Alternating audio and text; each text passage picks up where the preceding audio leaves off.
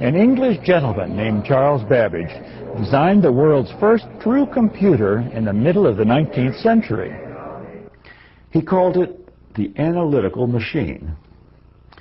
An English lady, Ada Lovelace, daughter of the poet Lord Byron, produced the world's first computer program to operate the analytical machine. Well, the truth is, they never quite finished their machine. It was at least 100 years before its time. Current electricity, you see, had not yet been invented, so Babbage was restricted to using wheels and cogs to represent numbers in his computer. And to power the machine, he had to rely on a steam engine.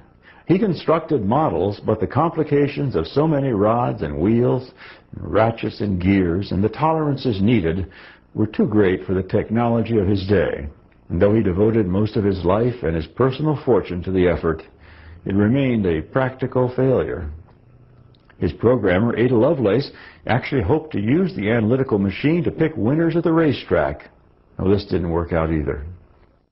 Babbage's analytical machine may have been a practical failure, but it had all the ingredients of a true computer. One, it had an input device. Babbage used stiff cards with holes punched in a particular pattern. He got the idea for this input device from an innovative French weaver named Joseph Jacquard. Jacquard invented a system that used a belt of cards with holes in them to make a desired pattern in woven cloth. His invention of 1801 was called a Jacquard loom, and in principle is still used today in modern weaving looms. 2, it had an arithmetic unit. Truly a number cruncher. It was called the mill and was a maze of wheels, rods, ratchets, and gears. 3, it had a control unit that could be programmed to tell the machine what to do and in what order. 4, it had a memory.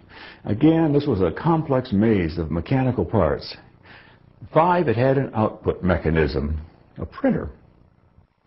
His first attempt was powered by a hand crank. For the never completed model, he planned to use steam engine power.